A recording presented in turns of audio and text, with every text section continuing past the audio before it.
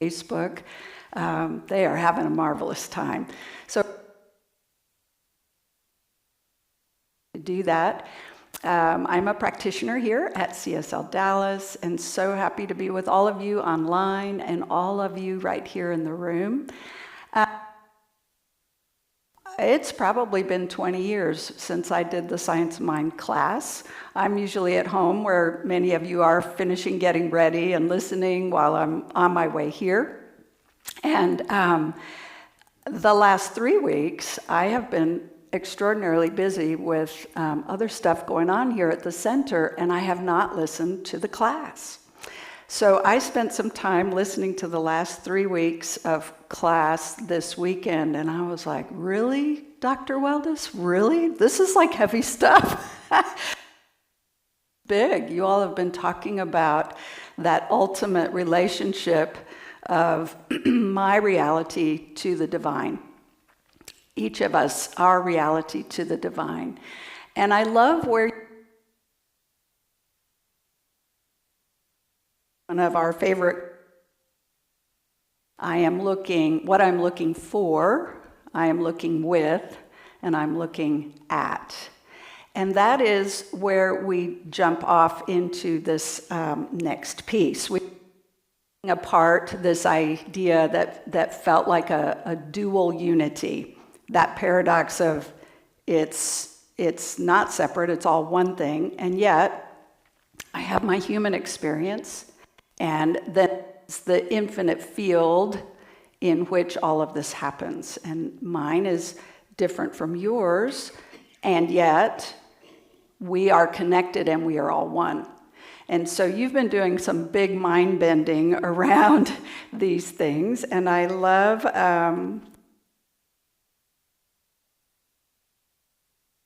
with remembering not to confuse the spiritual truth of our being and the experience of my real felt human experience. And Ross, you asked a really good question at the end of last week, so I want to ping back. As we learn that what we are looking for with and at is actually all one thing, you said, so it's important then that I think about what I am experiencing. Like get real about, okay, what am I experiencing in, say, this one area of my life? What do I want to experience? And how do I get there? And Dr. Petra said, well, it is really important to understand that this is why we have spiritual practices. This is why we do this in community. This is all about our spiritual practices and our growth. What do I want to experience is sometimes a little harder because our what is so often captured in the collective or our family or our particular values, all of that. And so getting real about this part of our own reality, we do have to look at that. And then we want to begin to desires of the soul as opposed to the desires of the appetites. And we learn and grow and change, and we get to change again. And we keep to, choice is our divine inheritance, that we are free to choose, and we're free to choose again. So we've been talking about this relationship to the absolute, the divine reality, not confusing it with our own spiritual experience, but realizing that there is no separation between me and that power, and I actually can use it, right? So we begin there. What I'm experiencing directly mirrors my mental atmosphere, my mental equivalent, and it's my job to take responsibility to know that what I'm looking for, I'm looking with and looking at.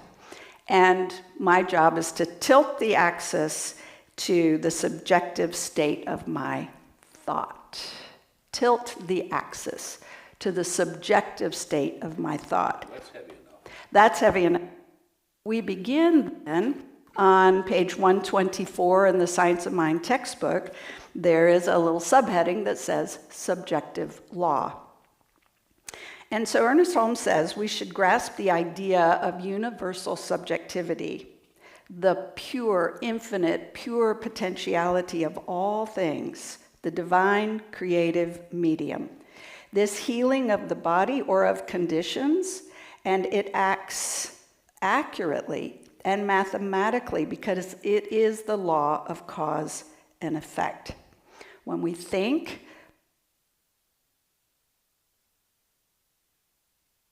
subjectified. It goes into the subconscious mind. Okay, so we want to remember that I have my subconscious mind, you have yours, and we are all in subjective mind, right? So we have the absolute and the universal, and then I have the individualized. Okay, so we have both of those.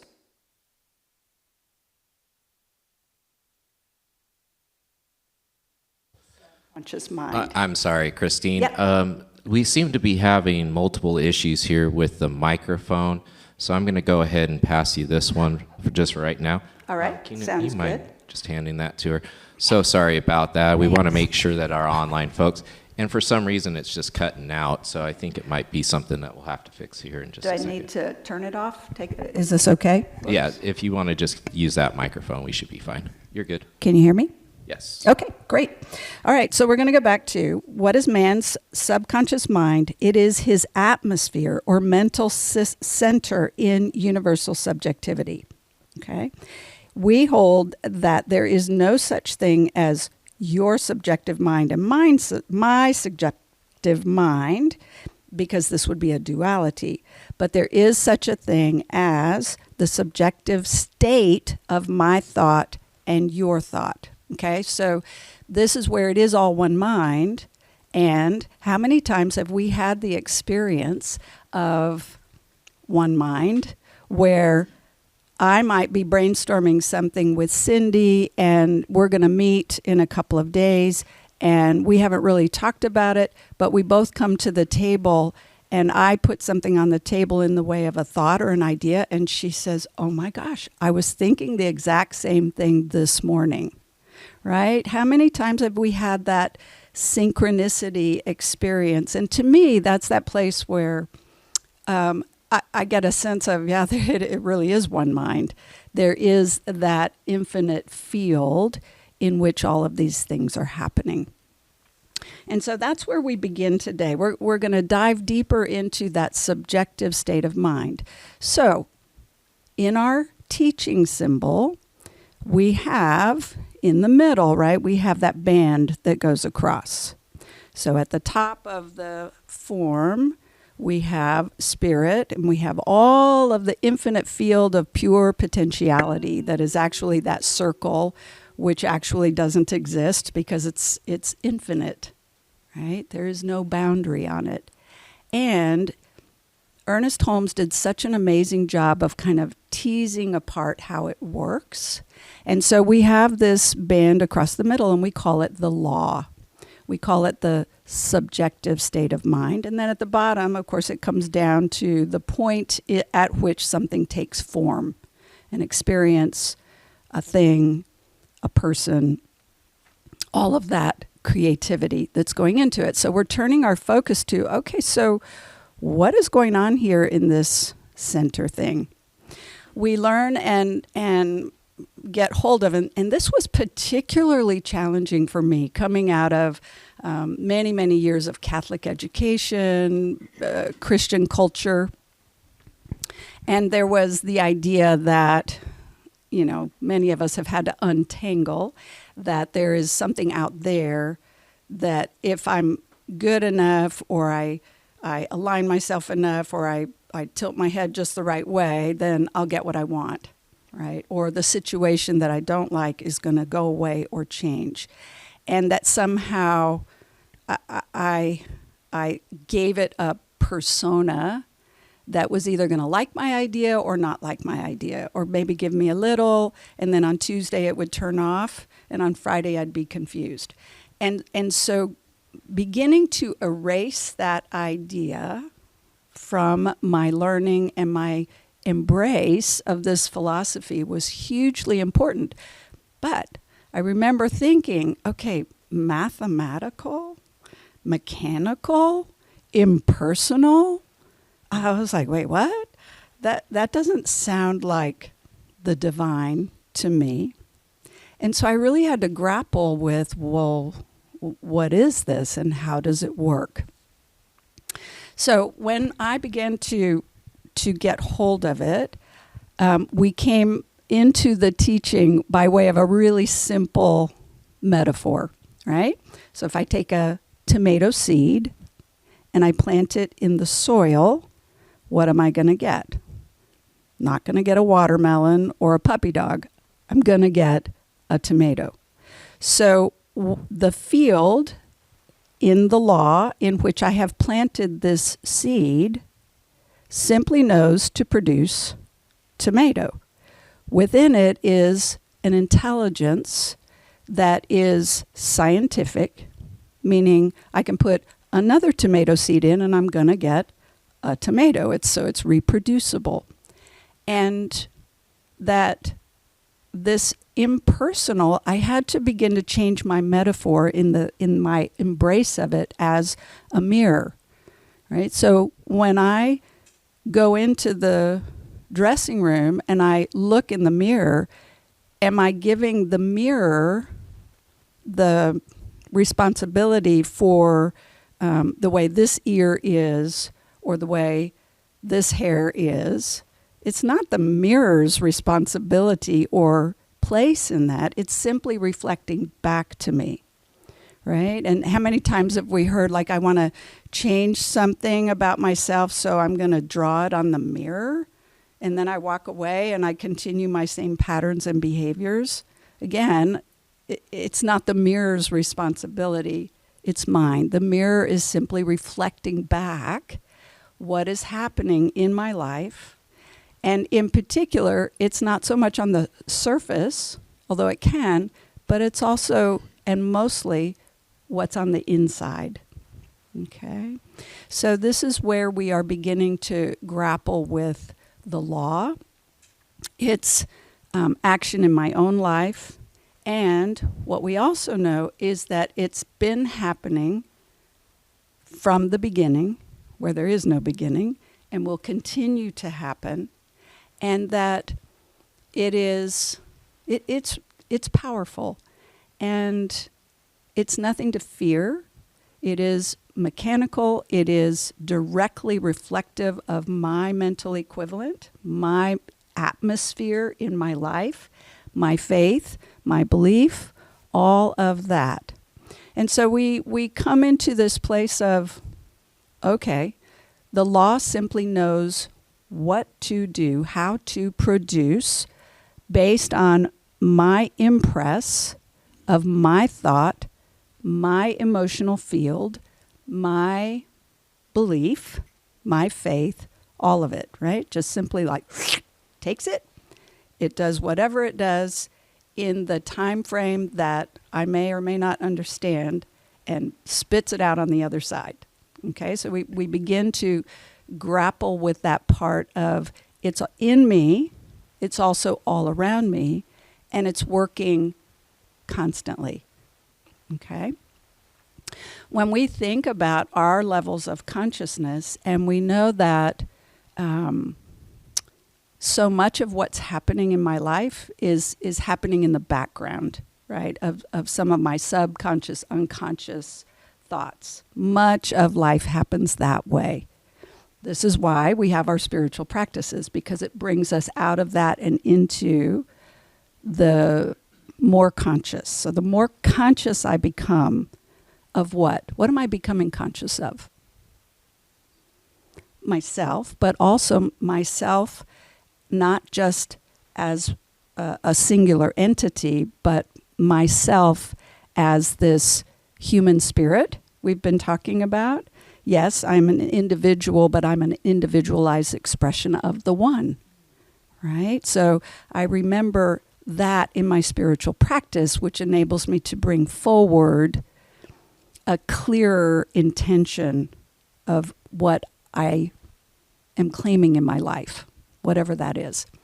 So this whole subjective piece, the law, is really important to get hold of.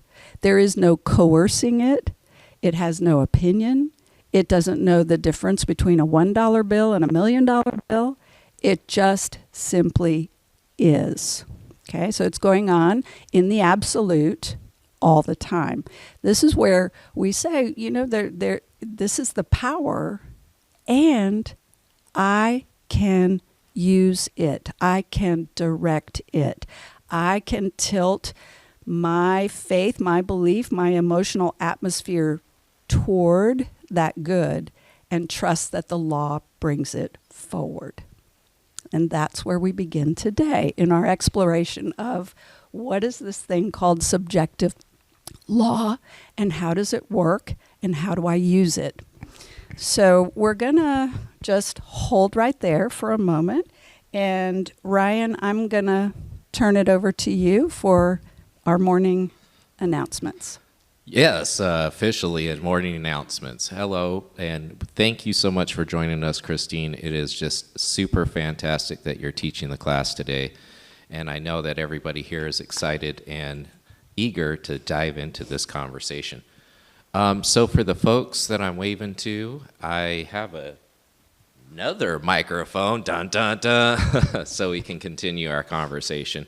And I appreciate the folks that are online while we were troubleshooting that. So if you'd like to ask a question or have a comment, feel free to raise your hand and we'll get the microphone over to you. If you'd like to not be on camera, you can sit over here next to me and we'll do our best to make sure that you're not visible. I know, right? We're growing and expanding here at CSL Dallas, and we're unfolding to our best and highest ability right here, right now. Thank you for pointing that out, Ross. And, hey, how's it go? I'm finally on camera. Do you see the corner that they have me in now? Finally. Anyways, so now for the folks who are joining us via online with Zoom, you can always hit the raise your hand icon located down below under the reactions or the more tab. And for all the lovely folks joining us all over the globe on Facebook Live, make sure you hit that like and subscribe button. And then also put your questions and comments inside of the chat, and I can bring that into the room as well. And I do want to mention that the folks who put their questions inside of chat, I do keep those anonymous so that way we can have a safe container for spiritual growth. So I'm just going to poll the audience here in the room. Does anybody have any thoughts, questions, comments? And going to the folks online, anybody have any thoughts or questions? Just a joke. Oh, we have a joke by Ross. The $1 million bill that you were talking Hold on to that thought, We're gonna Ross. microphone you. Let's Hold get on, you a Ross. microphone. If you can successfully do this subjective mind thing today, you deserve the $1 million bill you were talking to. Well, All right. it is challenging, and that's why we do this together, right? Okay, what else do we have? Anything in the room and online? Yeah, I have Marjorie here. So Marjorie, I'm going to Good morning, Marjorie. You want to go ahead and say your question? Good morning. Hello, Christine. Good to see you here. Thanks. Good to see you. Thank you. I have a question, or just a comment, I guess. I'm talking about subjective law. I'm just talking about the law concept. I'm talking about law in general. And the notion that we think that we know how this all works. I just kind of wonder, sometimes it doesn't always work exactly according to the law. I think that there is such a thing as randomness, accident, error, mistake, and then also our own individual consciousness and reflection of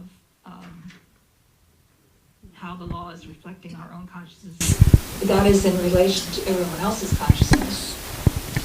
Yes. So it's kind of like, so I kind of think that the way it's phrased here with Ernest Holmes, which I love this about him because he states it so absolutely, like this is it, and you can trust it, and I do trust it. However, I think for him or anybody to feel to think that we know exactly how this what this all is doesn't allow for the mystery. It doesn't allow for some of these things to not always work according to the way you think that they are working. So anyway, I just wanted to put that out there and see if you have any. Yes, I do. You bring such a great point, Marjorie. So I want to clarify that there is this subjective field going on, both individually, but it's also collectively, right? So we also talk about the collective consciousness. The collective is that place in which the law of averages plays out, the impress of all time, all thought, all experience, all everything in terms of humanity resides. And we're in that, no doubt. We are in that.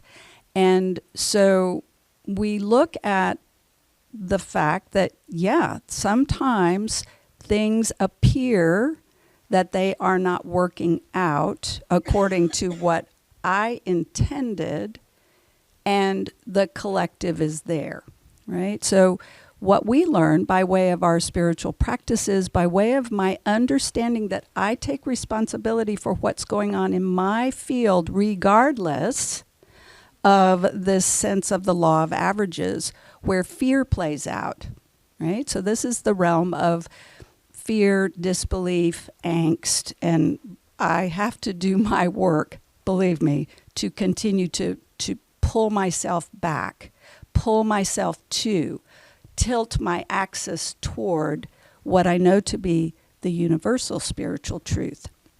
Okay, so when we do this, there is evidence that I can begin to rise above the law of averages and move out. It is also my responsibility not to judge or try to, sometimes there are things that happen that I can't make sense of, like, and asking the question, well, why did that happen? Right? Who knows? It could be there's so many tentacles back into the realm of the collective that I could pull that thread forever. Who knows? The right question is, then what? What now? And it's my place to move to where do I want to put my own consciousness in regard to this?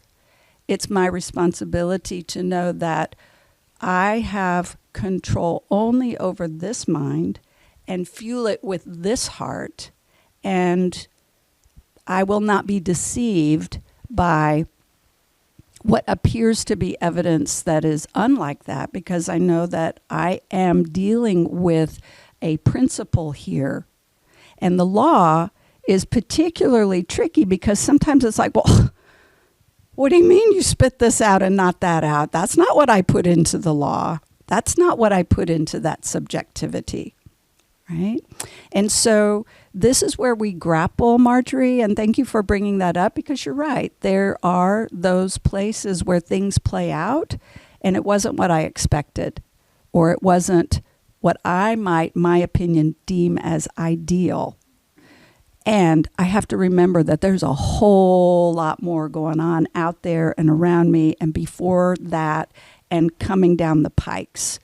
And to know that perhaps it was a delay, it wasn't exactly what I wanted, but that's not denial. It's all about where I continue to put my stake in the ground, knowing that the ground I'm putting my stake in is this subjective law. And it really has no opinion. It is simply playing out. My only responsibility is my mental equivalent, atmosphere, and faith. Stay out of the realm of fear. Okay? Ryan. Yes, I see Anita has a question or comment. So, Anita, would you like to go ahead and unmute yourself and join us? Hi, Anita.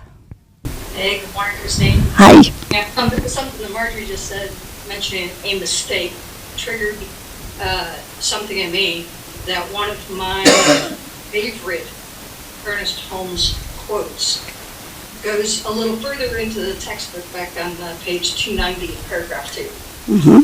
And where he's talking about mental work and that there's one infinite mind consciously directing our destiny.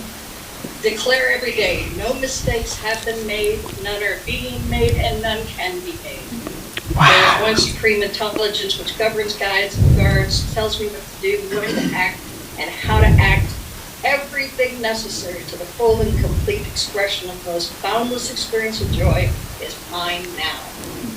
And I absolutely love the fact that, even when we think we've made a mistake, we can still claim the fact that no, there is no mistake that has been made, because everything is leading us to yet a greater expression of absolute joy. Yes, yes. Thanks, Anita. Man, that's powerful. Beautiful. All right. Any other question here, Carmen? Oh, yes, we have Carmen. Good morning, everybody. My name is Carmen. I just want to talk about an experience that I just experienced, and on what you're saying today. So I went to California for my family reunion last week, and at the last minute, my son asked me to help him with his ticket, and that was my little spending money that I had to enjoy myself in California, and I ended up giving it to him.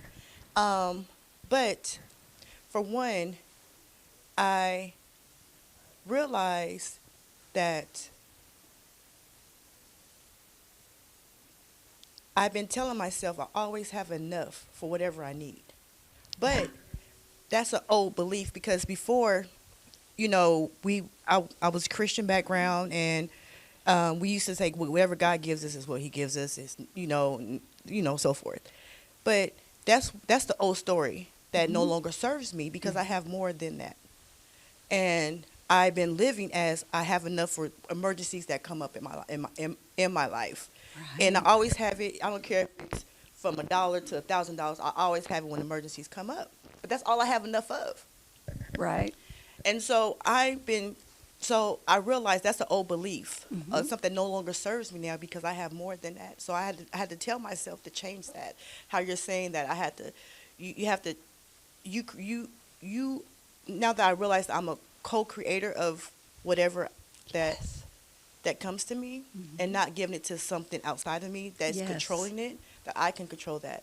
And so now everything that I have now is that I have more than enough, not just enough for situations that arise in my life. Man, that's powerful, Carmen. Thank you so much for sharing that. That is brilliant in so many ways. And it really then becomes more subjective. Like, my idea of enough is going to be different from yours and yours and yours. It's how do I play in the realm of a concept like enough and stretch it.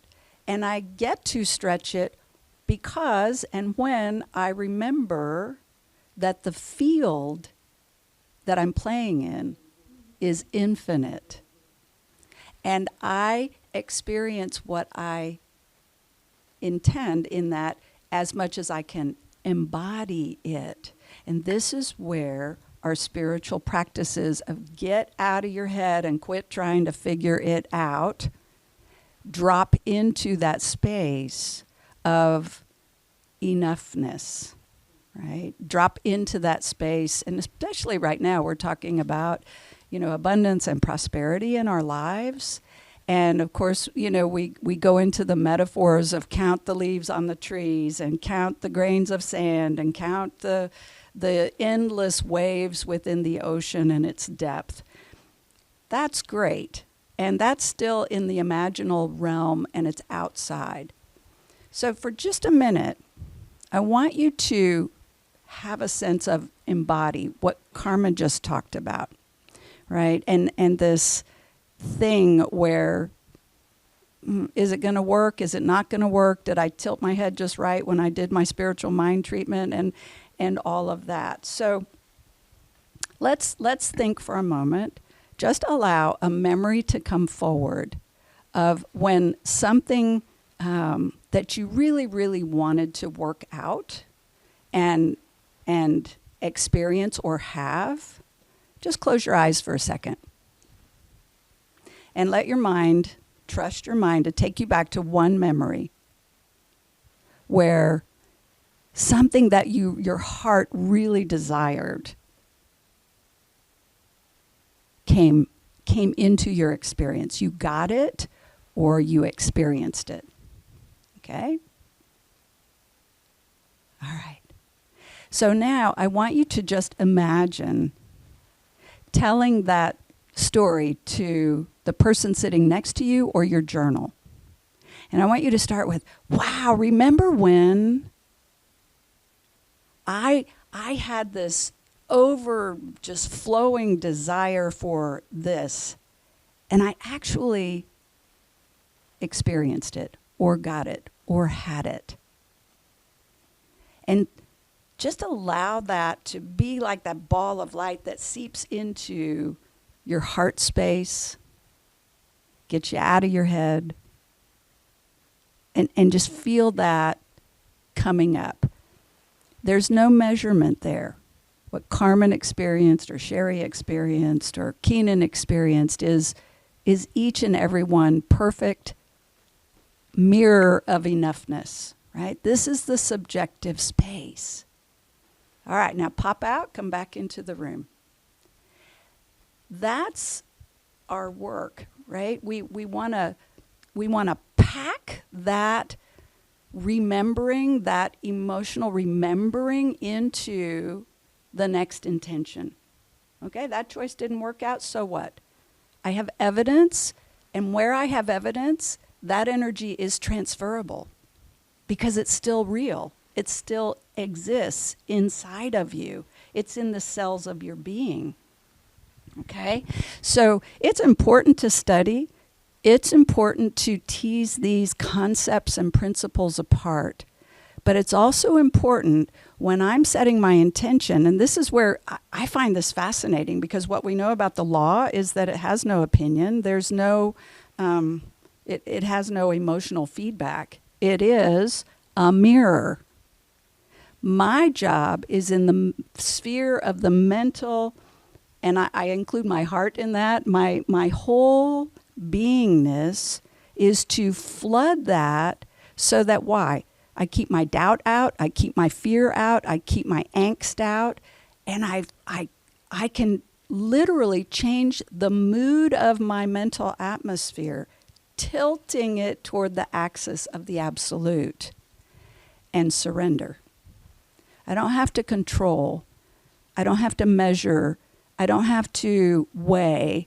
I simply open to that field of infinite pure potentiality whose only job is to express, right? And remember last week she talked about there's no will in that specifically for you. The will of that is for you as an expression of it to fully express. Okay, so we've packed a lot into that statement. Ross has a comment, and I think, Ryan, we may have some online as well. Go ahead. I think this directly relates, but I'm confused with this, so I don't really know. Okay. This is Ross. I had a long conversation, one of many, with my friend Doreen, and we're struggling to figure out so many things in the world I don't like. I don't like that they're occurring. They're either personal in my personal life or worldwide. I don't like what's going on. Yeah. And I kept having all these feelings about it that I couldn't put a label on. All of a sudden, the state came up of helplessness. There's not a thing I can do about a whole lot that goes. I can hardly control my own life. It's a big job right there. Mm-hmm. And I do it pretty well, mm-hmm. except where I don't. Mm-hmm. And so this I haven't been able to I'm not saying this well. The helplessness continues. I still don't know what to do with it, but you're talking directly about that, and I get it. But I can't translate it. So what if you knew, in that sense of helplessness, that this subjective law has within it an intelligence that does know? And that your particularization as you then can simply one choice at a time. Maybe there's something out there we don't like. Maybe there's, the whole climate change thing. I really don't like that. It's big. It's controlled by the mega millionaire. I make up all my whatever facts, opinions, etc. about it. And what is one thing I do have control over is, I could maybe buy a different kind of car. I could maybe drive instead of fly. I could stop buying so much packaged stuff and look online for things that aren't over-packaged. I can make some movement toward that, right? I get the number of small choices, Mm-hmm. and I can make those and do make them. Mm-hmm. And I still feel helpless Mm. in these major areas of being alive. Mm-hmm. I get it. I want to feel empowered, Mm-hmm. but the issues are so big, Mm-hmm. and I want to make a contribution. I have no idea how to make the level of contribution that would change what's really going on. And so what But if I get it's... the micro movements, Yeah. which is all I really have, I think. It's all any of us has, right? Oh. It's all any of us has. And so it is then... Oh, that clarifies. That's all we have. It is in the collective, right, that we begin to shift. This is why we do community, right? This is why we know, and when we have conversations like this, that I need you and you need me, and I can lean into her consciousness or his depth of mystery and understanding or whatever. I'm not a little solo island. And Ross, like you, I have to sometimes really uncrank and unhook myself from feeling the weight of I'm in charge of the universe. I have to solve every single human dilemma out there, the mess we've created. And so it begins then to be the work of how do I drop down into the center of my being, trusting that life wins. Love wins. Life is forever expanding. We might decimate the planet, and my belief is that universal intelligence, that life, that impulse of love continues forever. And I don't have to figure out how the story ends because it's not going to, right? And that's true of my beingness too. Right here, right now, yes, I'm having this human experience, and my life is immortal.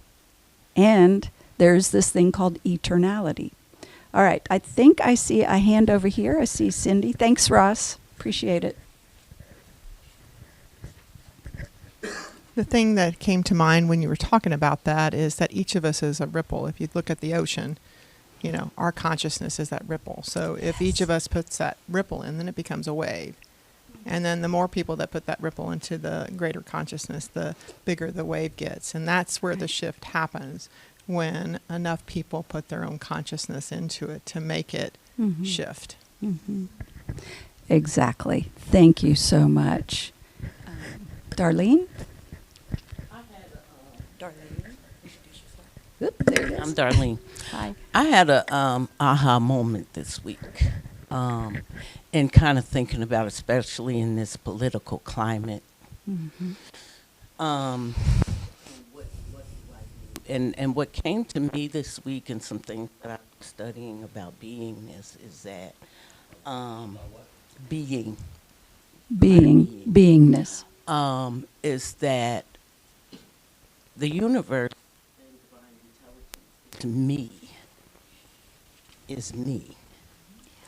And I often would think about I am it. Mm-hmm. I let that go. Right. It is me. There you go. Mm-hmm. And so in knowing that, I felt a real calmness about all of this that's going on, because I was talking to people this week about praying to God and asking God to change all of this. God, that didn't do it. We did it. Right. So we can change it by knowing that that which is us, divine intelligence, which is us, universal intelligence, has the answer for us, as us, Yes. to empower us to take a stand and make a decision and be okay with it. And so when I look at that and thinking about all the things that I have going on with family and what I want to do over here, and I realize all I got to do is sit in my living room right here, right now, and know that in this uneasiness, in this space, when I drop into knowing that divine intelligence knows, I'm okay. All is well. Yeah. And that we have the mental equivalent to create peace or chaos. It's all the Yes. same thing. Right. You know, so when I hear people in this conversation, which nobody wanted to talk to me no more, of saying you're looking to something, some being outside of yourself to send a spark down into the earth and make it all okay. It's not going to happen. Right. It's not going to happen. It's us. You know, we created this mess, and we can fix this mess. Right. You know, And it's yeah. not a mistake in that when I think I've made a mistake, I remember who is me has the answer. Exactly. And then that takes us right back to where we left off last time, which is what I am looking for to happen, I'm looking with and then at. And that's a mind bender, you know, to really get into that place of there are no mistakes, as Anita said. I am responsible for my own mental atmosphere because I know that this thing called subjective law is real. It's operative 24/7. And, you know, I can blow it off and just be sort of in the la la land of my life because today it's working, but, you know, what if it all crashes and burns next week? And it's like, okay, have I really worked that muscle of what I am looking for? I am looking with, as Darlene says, it's in me. And oh man, I've had that same realization because I thought, oh, if it is me, I shrunk it down into the bread box of me. And I thought, oh hell, if this is all there is, we're toast.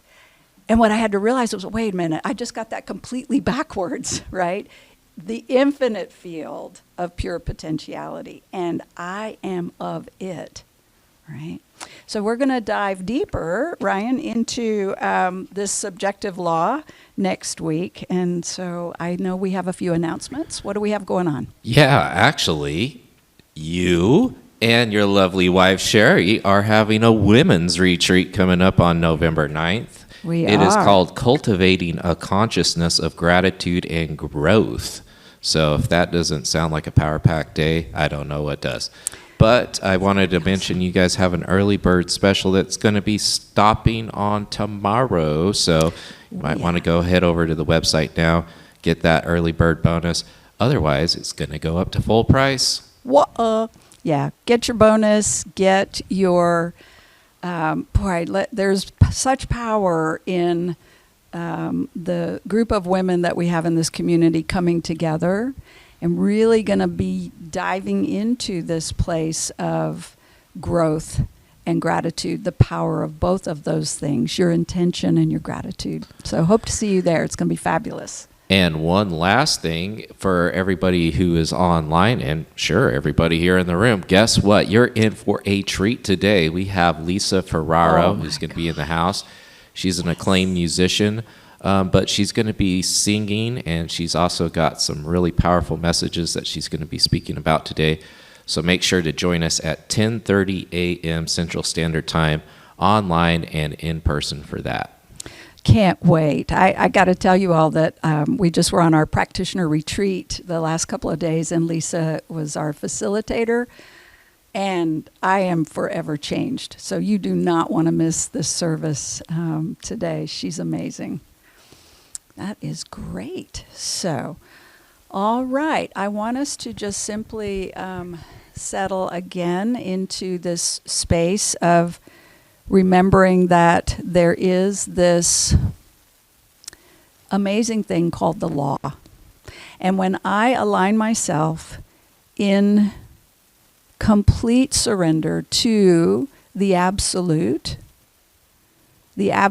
of prosperity and abundance, or beauty, or wholeness and vitality and expression, and I simply tilt my entire mood, emotional atmosphere, everything within that subjective realm into that vision, that image, that intended experience. I am so grateful that there is this subjective law, because within it is undoubtedly the intelligence, the divine right action, the divine right timing in all things. And so it is here that I give over gratefully, trusting that it works, and that I stand in a place of what I am looking for. I remember I am looking with, and I'm looking at. And so it is. Hope you have a blessed week. We'll see you in service. Thanks so much.